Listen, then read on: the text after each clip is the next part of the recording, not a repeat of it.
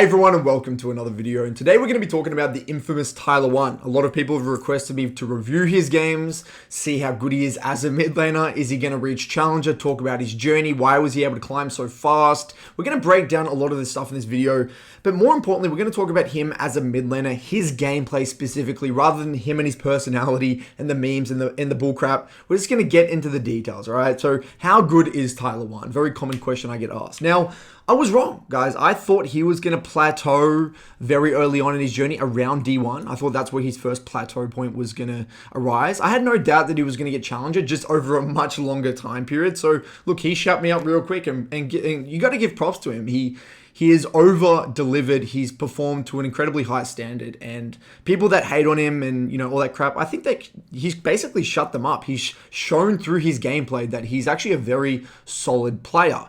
Now, I was wrong because I thought that his laning was going to get capped out around D1.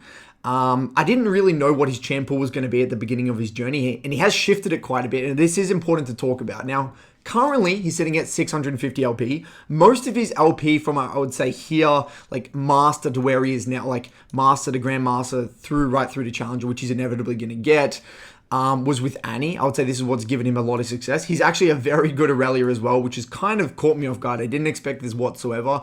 Obviously, he did play top and jungle before this, which did probably aid his learning in terms of the view of the game holistically, as well as his laning, because top is a very lane-centric, 1v1-centric role. But predominantly in the early phases of his climb, he was playing a lot of Fizz and he was playing a lot of LeBlanc. Now, I said to my community, if he plays or continues to play Fizz and LeBlanc, there is no way, impossible, that he will reach Challenger with these two champions, given his strengths and weaknesses. It is, unless he got coaching, or he would otherwise sit at this rank for potentially over a year. I just didn't think he would climb with Fizz and LeBlanc. And inevitably, he did drop these champions. He doesn't really play them anymore. He went through a little bit of an Akshan binge around High Diamond that got him to like High Diamond when Akshan was pretty OP. Upon release.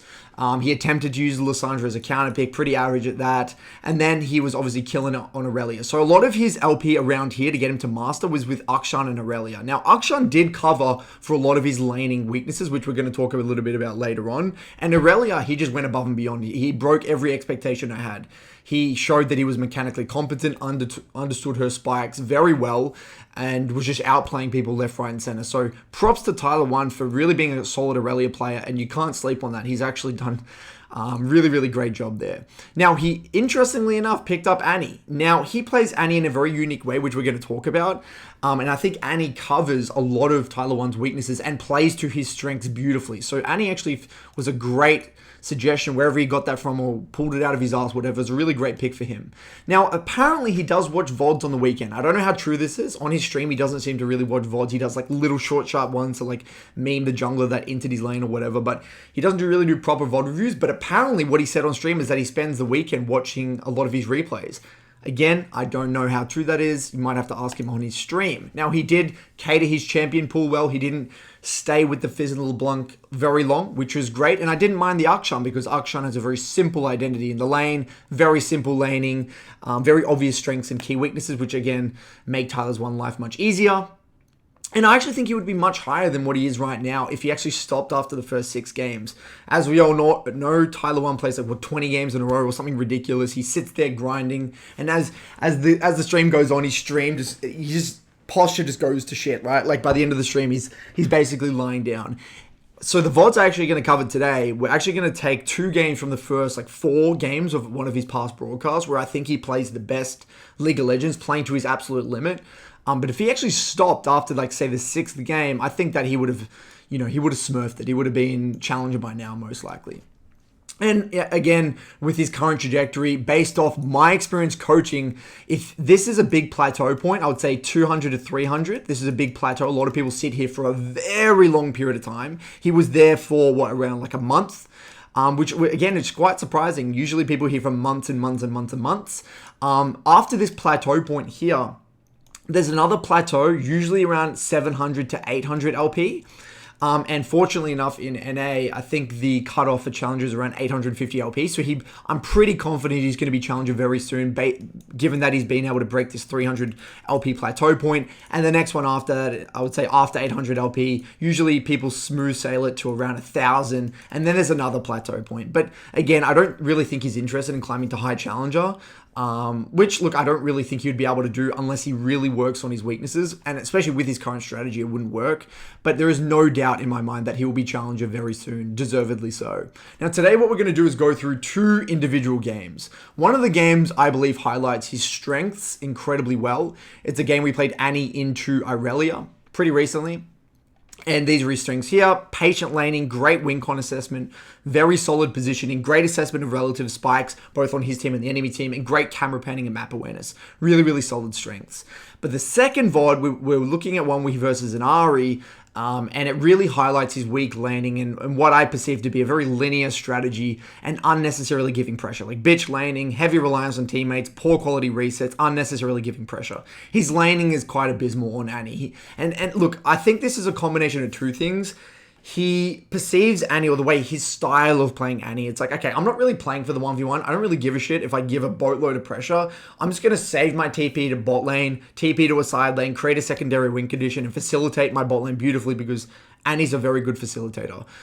So I think that these are a great contrast, and it would be interesting to really break these down. Now, because TYLER1 truly is very built different, I want to explain why he is built different. Now, what I'm going to do here, let's imagine that this is kind of like a very simplified version of like a skill tree. So let's just say we have like micro, even though macro is such a bloody buzzword nowadays, we have macro in this corner here. Let's just say we have like matchup understanding, maybe have like champ mastery or something here. And then maybe we have like, let's just say map awareness or some shit, awareness. Now, look, in League, in solo queue, there were many different ways to climb. Now, I feel as though once you get to around Grandmaster, it's very difficult to over-index in one of these specific trees, right? Obviously, in League, it's much more in-depth. There's a lot of skill sets. But I would say most of the well-rounded players, especially pro players, are very well-rounded. So their tree will look something like this, be very well-rounded. They might over-index in maybe 1 or 2 of these, but, most of the time, they're very well-rounded. And this is, I would say, the people that have a well-diverse champ pool. They're consistently high elo, season in, season out. Pro players tick this box every single time. Now, TYLER1's very unique. If we were to kind of follow the same categories here, he's over-indexed on a few things hardcore. So his thing kind of looks like this. It's kind of like this, maybe like that. It's like some weird shape. Like he's so good at those specific areas that it's able to compensate for other areas of his play. Now, I've spoken about this on the podcast, how TYLER1 has a very unique background. Like he's played for a long time, highly competitive gamer, played multi-roles, has a unique improvement process. And because of his unique journey and all that crap with the streaming and everything, he has a very unique skill set and he's a unique personality. So will this allow him to climb to high challenger? No. I could basically bet anything that it wouldn't be possible. But am I saying that is it impossible for him to become a well-rounded player? No, because he's shown to me that he has a very great understanding of the game. He's shown to have solid micro, especially when he played AD carry and on Irelia. He just chooses to not hone in and refine his micro and some other aspects of the game with Ahri and some of his other champions. And I'm going to explain at the end of the video how he would actually go about that if he wanted to climb to high challenger, if he really wanted to, like get to the top 20, whatever like that, what he should do specifically to hone in those skills. So anyway, hopefully this clarifies a little bit, and let's get into the reviews and really get into the details. Diving into our first review, guys, this is of the Ahri vs Irelia game, the game I believe really highlights his strengths as a player. And the first thing I want to quickly talk about is that when you watch TYLER1 play Ahri, he has a very, very strong sense of like what to do and why. And this is what I call having a reference point. Now, with Ahri, and the beautiful thing about Ahri is that Ahri's game plan, you can afford to have this very simple, linear, obvious game plan that basically works majority of the time, especially up until around low challenger. Usually, initially I thought it was going to be mid to high grandmaster, but I've actually spoken to an Ahri one trick on Os. Actually, he has a very similar play style, and he says you could definitely get low challenger with this game plan with Ahri. And essentially all it is that you're not really playing to ever contest first your 1v1 laner. I mean, if you can contest pressure, you should, but we'll get to that later on. But essentially, you're conserving your TP, ideally for a side lane play. You're purely acting as a facilitator, trying to get to your first core item, whether it be a Luden's or a Leandru's, whatever it might be, and you simply play for burst and facilitate and play around other secondary win conditions. TYLER1 does this beautifully. And the great thing about having a very strong plan or a very strong reference point is that it basically prevents any silly mistakes. You don't see him do anything where you're like, what the hell is he doing? No, he's always positioning or thinking or aware of what his win cons are, why they're his win cons, what fights he can and can't take, and how this is coherent with his champ's identity. It's very, very interesting to watch. And even when you hear him talk about the game on stream, he's always saying, okay, this person's winning, interesting. What is this person, even though he says it in a funny way sometimes, like, how the hell is this person losing? Because again, he's really thinking about the game holistically, trying to identify his role in the game and figure out what the win cons are. Because again, when you watch him play, guys, his mental stack is freed up completely because he's not really thinking about the 1v1. He doesn't need to think about the 1v1 because he's not planning to contest the 1v1. And which does bite him in the ass in the second VOD. We're going to talk about that. But in this specific matchup, you're not really going to win the 1v1 anyway. So he's accepted that. He owns that. And this allows him to refine these other skill sets. So we're going to get into it. It's a very slow early game, so we're kind of going to skim through the early game. He can't really do much into this Irelia, so he kind of just chills. He does take a pretty bad level 1 trade. This is a little bit uncharacteristic. I think this was his kind of like first game of the day, so he's a little bit rough around the edges. Now, one thing as well I have noticed in TYLER1's play is that, look, I hate to say it, and I'm not saying this is this is not really a significant reason as to why he's climbing. He's definitely playing some solid League of Legends, but I have noticed a lot of people alter their play to either try and overly beat TYLER1, leading to very weird mistakes, or people want to help him because they don't want to get flamed by him or they want to make him happy on stream or something like that. So this game, you actually see it. His support and his Trundle suck him off the entire game. I'm like, this is crazy. I wish my junglers did this to me every game. And this is consistently happening in TYLER1's games, which is, I mean, I coach a lot of NA, Master, Grandmaster, even Challenger, and I just don't see this very often at all. So I don't know what the hell is happening. Maybe it's the TYLER1 effect.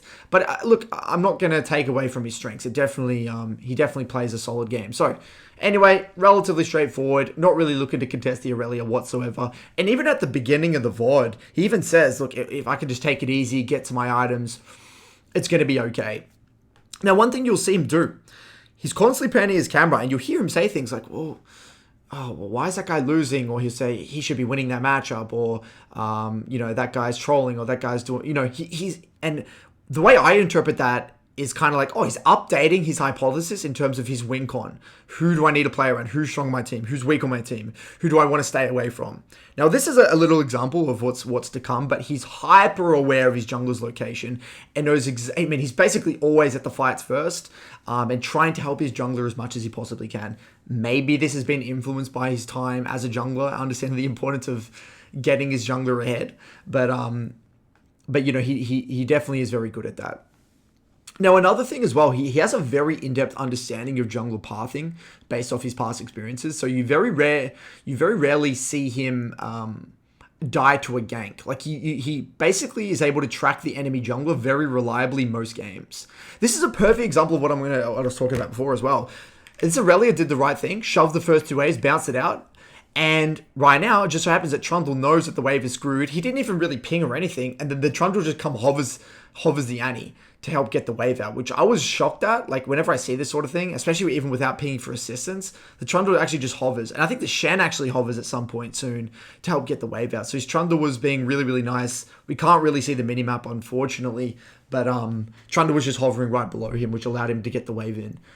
So his team was doing a really good job of facilitating his weak early laning. So not too bad. Early start, a bit of a normal early game start. Goes relatively even, pulls the wave, forces the TP out of the Irelia. So a relatively early, solid early game. Pretty stock standard. Now, one thing I have noticed that TYLER1 does that is a very bad habit, and I think this is just pretty disgusting from TYLER1, is that he always levels up Q and W. He never levels up Q and E. It doesn't make any sense. W is useless in the early game. You should always be leveling up, basically always leveling up E level 2 and never putting 2 points into W. He does this consistently in multiple matchups, even in skill shot oriented matchups where you want to be using E to like feint pressure and avoid skill shots and kind of match the wave clear. Like he just doesn't do it. He just doesn't level it up until like level 4, sometimes level 5, which is absolutely ridiculous. You watch any really good Ahri player, the challenger Ahri players in EU and things like that, E is the bread and butter ability of Ahri. I don't understand why TYLER1 does it. It feels like it's just a nasty little habit he's developed. But he does a really good job here of holding the wave, playing nice and slow. Now, unfortunately, this was a game where he did have to burn TP in the early game to kind of catch the wave and force the TP out of the Irelia. But usually when you watch him, he's trying to conserve that TP as much as he possibly can. Now, he's just chilling. We'll fast forward a little bit. The wave is bouncing out, and look what happens again. As his wave is bouncing out, and you'll see he's panning his camera, trying to update his hypothesis, get more information. The wave is kind of screwed right now. This is where what you would want to ideally do is kind of walk up and fake an auto attack or something like that to try and bait out the E, or use your E reactively to avoid the stun, because he's kind of up shit creek here. So he ends up getting out the stun, which is nice. His wave is completely screwed. Unfortunately, his team couldn't help him here because it looks like Trundle made a bot gank. But again, he understands that he's going to have to make a sacrifice. You know, his team isn't able to help him. It's okay. And he's okay with that. That's one thing as well. He has a lot of mental resilience in the sense that, especially in his early games in the broadcast, that he doesn't tilt, even though he understands it's a bad matchup. He just bases. Look at the wave. It's completely cooked. He's just about to reset here. He just accepts it. So, all right, whatever. My wave's screwed. Doesn't tilt, doesn't get angry, just accepts the reality of the situation. So he comes back, gets his orb. Now, I think here, this is where the Shen... he says in chat, need help with wave. So I think he's Shen and Trundle hover him here in this situation. Gets a nice little ward onto top side. Allows him to hover. But his wave is completely cooked at the moment. Shen hovers him, which is great. He's quite far behind in the 1v1 now, but again, it doesn't really faze him because he's not really thinking about the 1v1, and he's confident in his ability to execute upon the strengths of Ahri later on into mid-game. Mid-game is where he really impresses me. Now he's backing up his team. Classic move with Ahri. You want to be backing up, playing for these 2v2s and 3v3s, because this is where Ahri absolutely pops. And especially since Irelia has it based at the moment, he actually got a slight item advantage. This is great. Now, this is a perfect example of one of TYLER1's strengths. His skirmishing is actually very good. There was a saying I used to have in Direwolves when I was a coach, and I got it from Bill Walsh, the San Francisco 49ers coach. He talks about a saying called "beat them to the punch." Essentially, what beat them to the punch means is that you're the one to make the move first. Rather than kind of acting or reacting to whatever they're doing, you're the one that's setting the tone of the fight. You're the one that's fighting them first. And I feel like beating them to the punch is something that the Chinese teams and Korean teams understand really, really well. And I feel like the West is catching up onto it. Now, TYLER1 does this beautifully time and time again with Ahri specifically, because he understands the power of his burst. Now look at this. He doesn't hesitate, just drops his ultimate, and they're the one that's able to engage onto the Irelia even though they were getting collapsed, which instantly turns it into a 3v4 instead of a 4v4, and they're able to win the fight. So he has this very good situational awareness in which he understands the strengths of his champion's kit. It's very impressive. Now, and notice how, like, he hasn't really interacted with the Irelia in a 1v1. Like, he's accepted that. But he's able to execute these skirmishes beautifully. So he gets a plant, comes back, holds the wave on his side, gets shoved in. Now he kind of cooks this skirmish here. I think he panic flashes, and he was pretty upset on the stream, but it is what it is. Blows his flash. I think here his Trundle backs him up again, gets a kill. I think another weird 2v2 happens. And this is an example of, I feel like the junglers are just so desperate to kill TYLER1. They fuck up mechanically just to try and do something to kill TYLER1. So anyway, able to capitalize on the mistakes of this Viego and get a nice little kill. So still, as you can see, he's facilitating his team very well. He's now got a very strong Trundle. Shen support's actually popping at the moment. I think his Wukong was getting dumpstered and his 80k was playing pretty poorly as well. But in his mind, he was still chilling by the looks of things. Okay, so he's trying to be the team cheerleader here, telling his team to start pinging timers and stuff like that. Now, this is where things get interesting. He recognizes his TP is up, and I remember in the stream he was talking about like how he wants to like TP bot or something like that, which is interesting. So he sweeps topside, just chilling. Pretty straightforward. Another play with his team right now, making another little pick. Pretty straightforward, nothing too fancy. Irelia is trying to get plates. I think he loses 2 plates here. It is what it is. Trundle gets the rift. Now, I remember here, this is where I think it's happening. So here, I think he hovers bot side. He's looking for something to get done on bot side. He's trying to facilitate his bot lane. He actually communicates with his team that bot side jungle is water. So again, he's thinking about the game very holistically. He's okay. It's okay to sacrifice a few creeps in his mind just to get a little bit more information, sweep or hover aside. He's, again, not thinking really too much about his lane in the 1v1. So he's just chilling. Keeping the wave in neutral state by the looks of things, looking to prep his stun. Trying to fast forward a little bit. Now, this is super interesting. I remember on the stream here, you actually see his eyes. He's constantly looking at the minimap and he spots a water and he says, I'm going to TP to that one. I'm looking to TP bot. So as soon as, look, you see this in a second, fast forwarding here, bot play happens. As soon as they overextend, he's instantly able to respond. Boom. TP play straight onto the Ziggs, even gets out the exhaust. Beautiful play and a nice little kill here. This is what I'm talking about. Hyper aware of looking for these opportunities around the map. He's okay to sacrifice that a few plates made. He's happy to make that little agreement with the Irelia. Now he's rock and rolling. He's getting towards his Liandry's. Trundle messes up a little bit, catches the wave onto tower. Fast forwarding a little bit here. He goes back for his Liandry's. Now he knows that Liandry's is his massive spike. And this is what was absolutely fascinating. I believe Dragon was coming up in a little bit here. And he wanted to fight. He knew that he would win the fight. He's been assessing. He thinks, okay, strong, behind the curve, meh. This guy has TP, Shen, CC, with Annie, with Trundle. They can win the fight. In his mind, he is stronger than Irelia right now. He wants to fight and contest this dragon. And he knows Zaya has an item. He wants to go for this fight. Now, his team was saying, give them this one. But he was so certain that he wanted to play this fight because he understands the importance of beating the enemy to the punch. Beating them to the punch, being the one that starts the fight and just boom, burst. Now, look what happens. He's like saying no. He's like no, saying give and things like that. And he's just no. What are we doing? We're going in. We're pinging. And then look at this. Boom. Flash done. No hesitation. Straight onto the Viego for the one shot. Instantly creates a man advantage. And with the Liandry's, Tibbers in an extended fight, they're able to pop off and kind of clean up here. Unfortunately, they got the dragon, but you know, they're able to get some kills here. And this is exactly, again, what I'm talking about. Beautiful skirmishing, beautiful power spike assessment as well.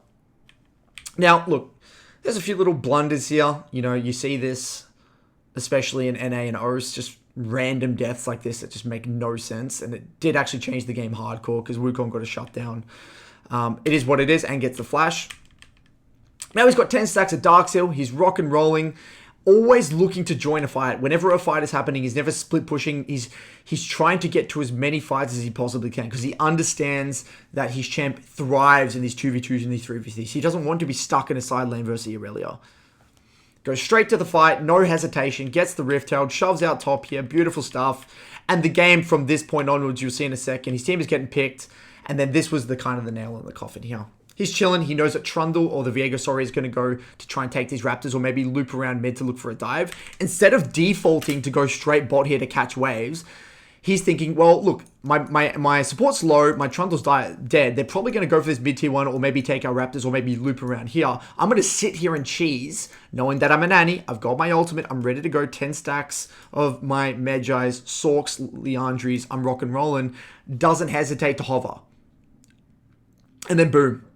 Is able to be here, right place, right time. Wukong's able to collapse, kill the Viego, peel back with the Tibbers here, and then I think they end up killing 2 or 3 of them here, or even more. They run into the Annie for some reason. ends up going really, really well here for his team.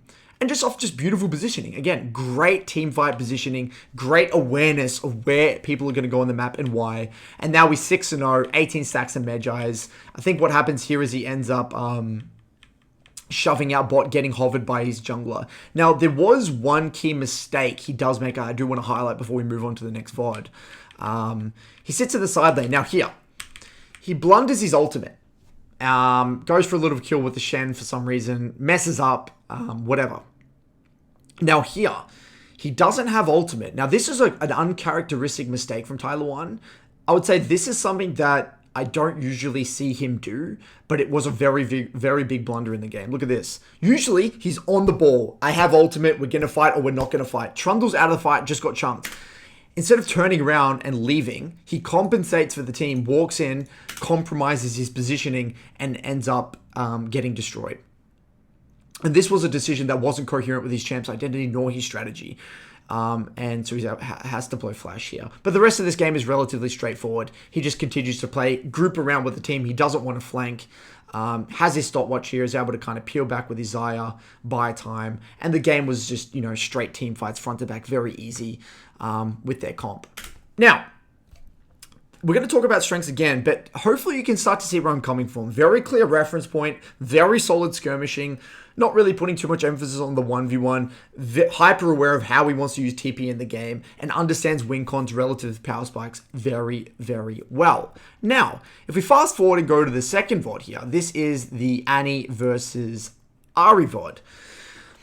This is where things get interesting. Now, I believe as you get higher and higher through Challenger, especially Grandmaster, you get some very good mechanical players. And I'm going to say something quite controversial. I'm just saying this to just... I got to say it. NA is very, very, very different to EU. There is no way in hell that what he is doing in this game and the way he plays, especially this one we're going to see, would work in EU. Of my experience coaching in EU, solo queue, it just wouldn't work. The laners are too good. The mechanical difference in NA as EU at the same rank is unbelievable. Okay, so look, this works in NA. He's playing in NA. I'm not beating up TYLER1. He's only doing what is working. Because in League, you get positively reinforced by winning, right? So if what he's doing is leading to wins, he's not going to stop doing it. So anyway, he's playing a lane that I don't think is that bad for Ahri. You can definitely contest the 1v1 or at least match pressure somewhat. But what TYLER1 does is that because he's so laser focused on his strategy, he's missing opportunities to contest pressure with his Ahri. Now, I understand that he's versing a Lee Sin. He's got a Nocturne. Nocturne's not really going to provide any early cover or anything like that. But at the end of the day, the way I view it in League of Legends is that you want to be able to adapt as many situations as possible. I don't expect him to ever kill the Ahri, nor that I don't want him to heavy trade with the Ahri. You can still conserve your TP. But if you're able to kind of somewhat contest, you're going to increase the likelihood of getting better quality vision. You're going to be able to react to plays better. You can have more lane control, which creates better quality wave states. And you're basically not going to give this Ahri free farm. Now, what you'll see is that because he's so obsessed about his strategy, he does this in a lot of matchups where he just bitches it. He's like, all right, I'm not going to contest. I'm not going to touch the wave. I'm not going to match wave clear. You can just shove me in and I'm just going to CS under tower. And the reason this is so evident, look at his positioning. He doesn't give a shit. He's just standing back here. What he should be doing, he should have started auto-attacking, keep the wave in neutral state as long as possible. This makes it easier for him to CS, allows him to get better quality vision, allows him to, potentially capitalize on an early scuttle fight if it were to actually happen. He doesn't know whether a scuttle fight will or won't happen in this situation, but he just bitches it. He stands all the way back here. His posturing and the way he positions in lane is really subpar.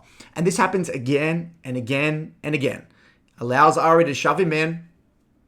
He talks shit about Ahri players or something. I'm like, dude, you're playing worse than this Ahri. You're just playing like co-op versus AI. You're not contesting. You're not posturing. You're not matching the auto attacks with the wave at all. And this is all he does. He just sits under his tower, sits all the way back. Even off the bounce wave after Ahri takes the tower hit, he's not posturing aggressively. Even when he sees Lee Sin, he should be getting E level 2, walking up aggressively, thinning the wave, keeping the wave in neutral state, or even slightly on his side, rather than allowing Ahri to just constantly shove it under tower, which would give him way more freedom in the lane, would allow him to proc his mana flow more reliably, match that pressure, even probably force out pots from the Ahri as well. And to prove my point, any of you guys can go onto YouTube and type in like EU Challenger Annie versus Ahri, you will see that this is not how the matchup is meant to be played out. And I get it. He's got comment, he's going TP, I get it. But there is no reason for him to give this much pressure.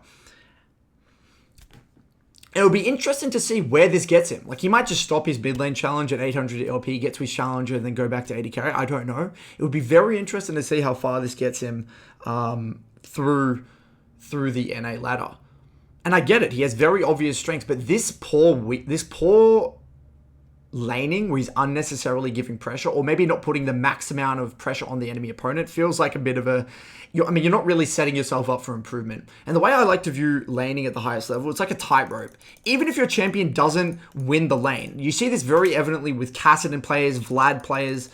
They never just sit back and relax and sit under tower. The best Kassadin players and best Vlad players, they walk that tightrope of aggression versus defense. They walk this tightrope. He's just over-indexing on defense. Now, look, again, like I said, maybe he understands that it's okay. He can get away with it. I'm just commenting on what I believe to be a pretty hardcore weakness. Defensive posturing, not matching auto attacks with the wave, playing like a bitch, not proccing his mana flow off cooldown, not utilizing his E, not even leveling up E until level 5, which is just a meme.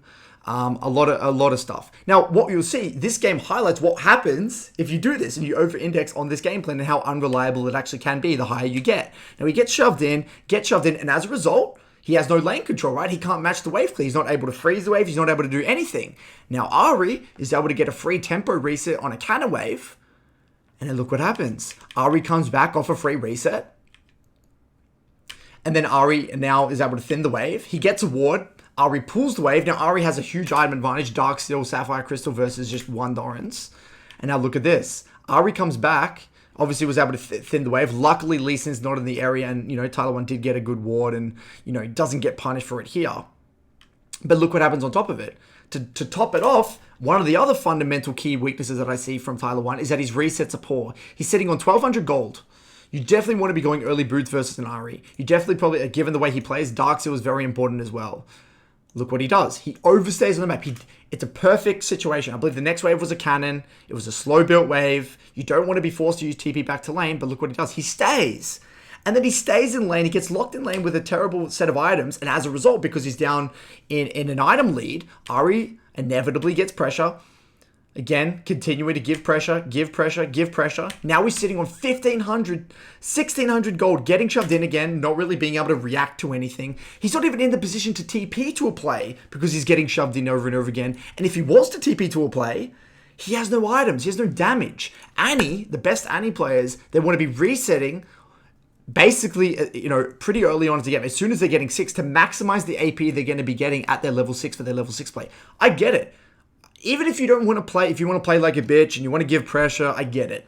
At least take the one opportunity to tempo reset, to come back and spend your gold to be somewhat useful when you have TP.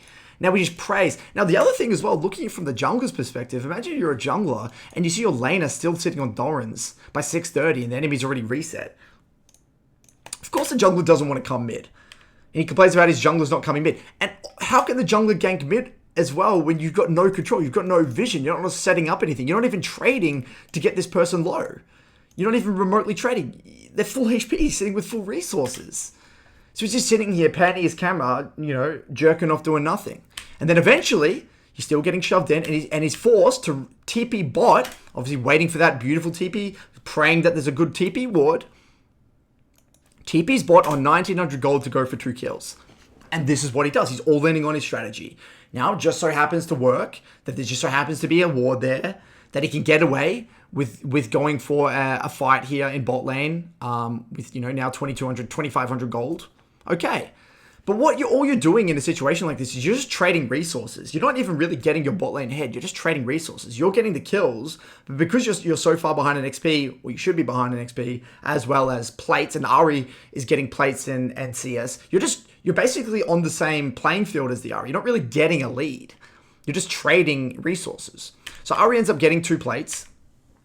And now here again, I don't really see a world in which Annie should be giving pressure. You should ward to one side, lean to one side. I get it. You don't have ultimate, but you still have flash. You can use your E appropriately. Start thinning the wave. Stop allowing yourself to get shoved in over and over again. So this side does a little bit better. He attempts to thin. He does get a ward out on that side. He sees Lee Sin bot. I even think here he could have been looking for short trades with the Ahri, especially after she uses Q on the wave. But anyway, he gets shoved in.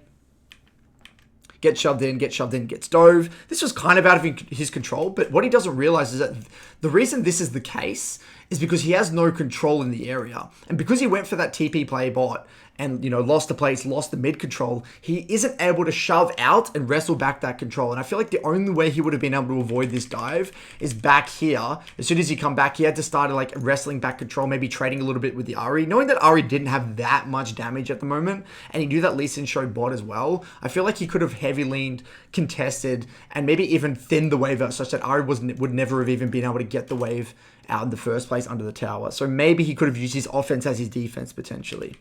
But anyway, gets dove. Now he's complaining about his bot lane dying because he's putting all his eggs in one basket and he just has to pray that his side lanes win, right? Now Nocturne makes a play again. Now this is again, I would say one of his strengths though. I mean, look, you can view it 2 ways. He's forced to do these creative lane roams because he understands that he's not the win con and he's forced himself into this position. But at the end of the day, yes, it is a strength. Like he can kind of read the map. He knows likely that there is a lot of kill threat here based off lack of summoners. Plus, Lee Sin is probably going to make a counterplay bot side after Nocturne made the play top. And I see that this is definitely playing to a lot of his strengths. But it's like, you're just putting yourself in this position. Why are you even forced to do this? This is just ridiculous. So he hovers bot lane here. Lee Sin is able to make a play bot, and then he's able to capitalize beautifully. Again, he's losing like 3 waves mid the entire time, losing plays left, right, and center. And again, is able to get a nice little play here, and they get a double kill. So good play. You can look at it 2 ways. Good play, very creative, plays to his strengths, plays to his win cons. At the same time, why are you in that position in the first place? Now Ahri is like 10 CS per minute or 9 CS per minute, 3 plates by 11 minutes. There's a world in which top lane loses. Lee Sin just splits the map. Sure, you have a strong bot lane, but then Ahri's going to be incredibly strong. They're going to rift mid, break mid tower. And I think that actually happens this game. I think they end up just breaking mid tower. Then the game goes to shit. It's very inconsistent. There's a reason the best Annie players, they'll do some of this. They'll, could try to conserve the TP and facilitate, but they're not going to just put all their eggs on one basket. They're going to try and optimize their lane a lot more than that. So they keep their options a lot more wide. So anyway, he's getting shoved in. Ahri's a bit of a problem at the moment. Obviously, Ahri has an item advantage.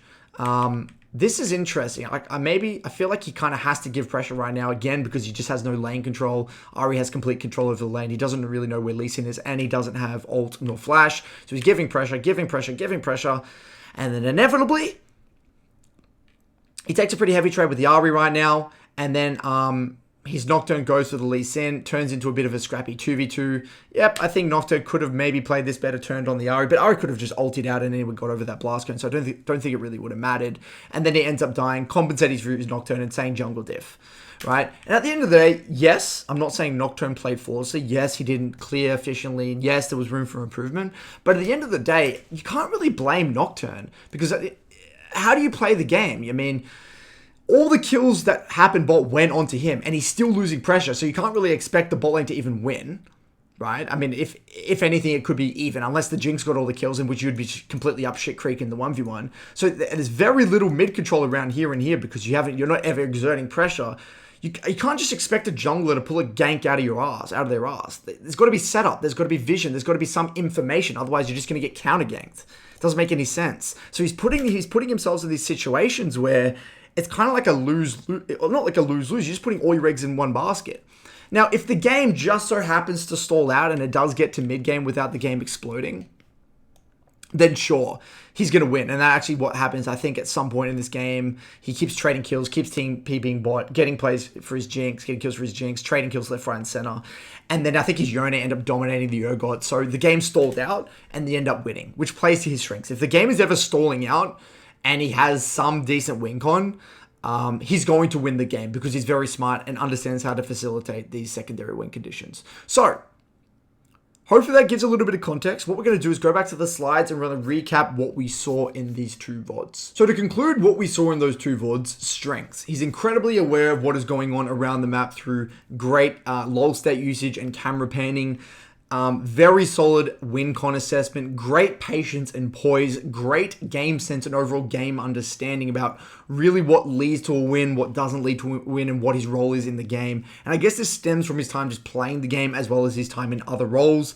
Great lull state usage and high intensity gameplay, at least for the first 6 games. On the downside, I think he has poor micro and tethering relative to a challenger mid laner, obviously. Poor matchup understanding resulting in being overly defensive and a lack of pressure. Now, in saying this, in a way, the way he's playing is kind of acting as a band-aid for his lack of matchup understanding. A lot of the things that I work with in my higher elo clients is getting very specific about the matchups and being able to walk that tightrope. He kind of like bypasses that by saying, all right, screw it, I'm just not going to contest and I'll just be that nuisance in the mid game and facilitate someone else. Which, yes, it can work up until a point. Who knows when that will be? It'll be very interesting to see. Poor and inconsistent resets. He constantly overstays in lane, resulting in very subpar TPs or losing control or unnecessarily giving pressure. And like I said, he employs a strategy that caps out at a certain rank. And there's a reason you don't really see this strategy many other places outside of OS and NA. Sorry to the NA people, but from what I've seen in coaching and people who've gone to OS and NA, the solo queue is very similar, unfortunately.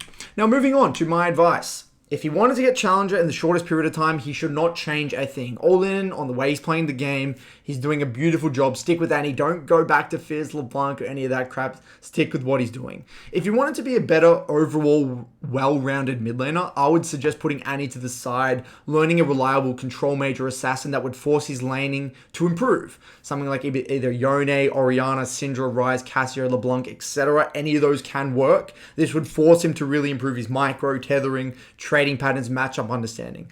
If he were to do this though, he would significantly drop in rank. And I don't think it would really make sense for what he's trying to do with his stream and his goal with this whole challenge. So I don't blame him for not going down this route. And if we were to go down this route, I would recommend he do a series of 1v1s in matchups he struggles against to speed up the process. So I would say, okay, let's just say he plays Orianna. List 4 matchups that he struggles with. Maybe it's like Ori v Yasuo, Ori v Irelia, Ori v Fizz. Line them up, do a series of 1v1s, specifically honing on tethering, click speed, accuracy, faking CS, lane positioning. Use matchups like Ryze vs Ori, Victor vs Syndra, very skill shot oriented, high intensity matchups. That would be my advice. But again, he's not going to do that. That's okay. I don't blame him whatsoever. So TLDR, TYLER1 is built different. He's a beast. I respect him a lot. I think I respect him as a player. As a streamer and influence in the community, 50-50, but awesome stuff. Hopefully you guys learned a thing or two, adds a little bit of, or clarifies a few things about his climb. Props to T1. Thanks for tuning in, guys. Cheers.